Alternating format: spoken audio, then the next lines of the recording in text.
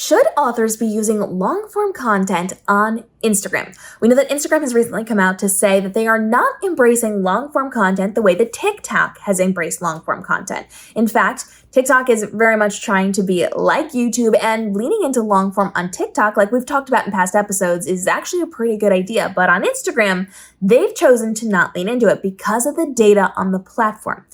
Now, that does not mean you shouldn't be using it. We'll get into that in a second. When it comes to Instagram, they are looking at all of their data, and Instagram's goal is to get as much shareable content as possible. So this is less about the consumption side and more about the sharing side.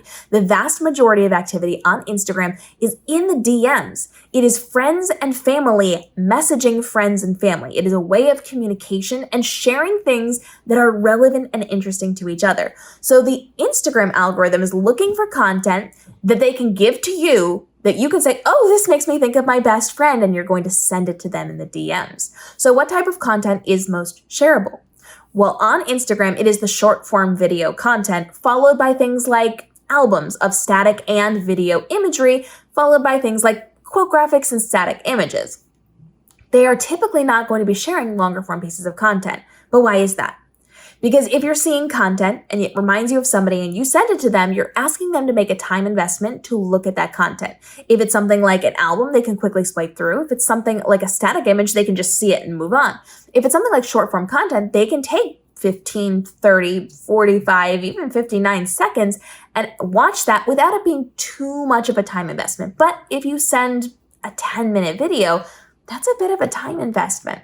So let's say this. If you and I are best friends and I'm sitting there and I see a 20-second video that could completely change your day and I send it to you, you're probably going to take the time to watch that 20-second video and change your entire day. If, however, I come in and I see a live stream that went on for 45 minutes, but it was so good and so amazing, and I send it to you because I think you're really going to like it, it's going to help you, it's going to help you make a change in your life, it's going to be a great day for you if you watch this.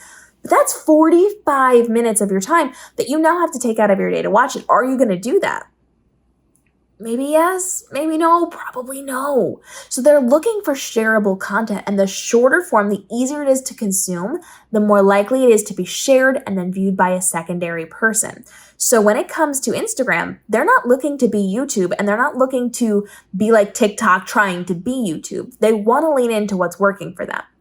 YouTube and TikTok are concerned with ads monetization. Longer form content means more ads, means more money. Instagram understands that the money is in the relationships on their platform. They want to be in the DMs. They want to be sending things. They want to help influencers and affiliate marketers, and they want to create an atmosphere that is very close-knit society-based. They want it to be your friends and family. It is the place where you go to communicate with the people you love and consume content and share content. They want to be in the DMs with that shareable content.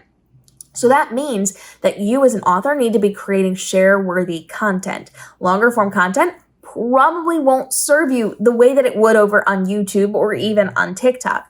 But does that mean you should abandon it altogether? No. There is still a place for long-form content on Instagram. There is still a place for longer videos to support your community. It will still be shown as people are scrolling and exploring, but not as much as your short-form content.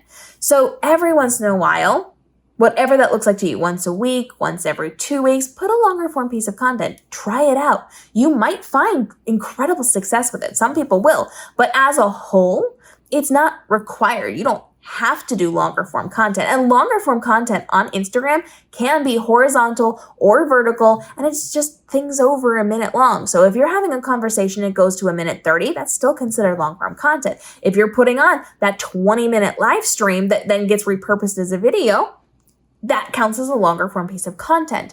So you can absolutely be putting that out there, but keep in mind it should be based off of your existing community. Something that is instructional, educational, something that's going to help them take a step, something that's going to be super meaningful while also being entertaining and well created.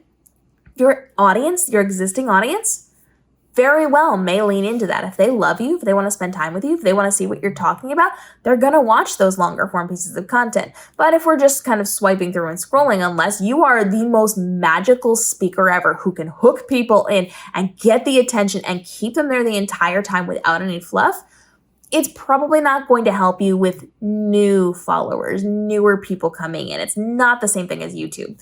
So try it, put it out there, use it every once in a while, have a strategy, have a system for it, but don't feel like it's the end all be all. You don't have to do long form content on Instagram. It can help you. It can be valuable. And if you do it right, it could be very valuable and very helpful. But it doesn't mean you have to, sit there and create new content for it every single week or every single day to leverage something that is not going to be a priority for Instagram. I do recommend you try it. I recommend you put some of it out there, and I recommend you look at things like your YouTube videos and see, okay, what will translate well on this platform? Then try dropping some of your older YouTube videos. It may drive traffic to your YouTube channel. It's a really great idea for crossover, but be smart and intentional about how you do that. And if you're going to be posting longer form content on Instagram, make sure it fits your community and test over the next couple months, not just weeks, months, to see what works and lean into it. So you as an author absolutely can leverage it. It's also a really good place for repurposing the long form content you've made for other platforms instead of creating necessarily new things on your Instagram. And try it out and see what works, but focus more heavily on your short form video because that is what is being shown and that is what's being shared amongst people on the platform, and that's what's going to serve you best. Drop your questions down below and follow along as we continue to have conversations about how authors can leverage content on social media. And go check out my main channel, youtube.com/KMRobinson, where I teach this professionally daily about Instagram, TikTok, YouTube, live streaming, and the tools and resources you need for your content creation. Whereas on this channel, we focus more on your writing, your publishing, your marketing, and all of the things that come with the book world. But we also tag in some of that social media creation as well. We'll see you in the upcoming daily episodes here on this channel and over on the main channel.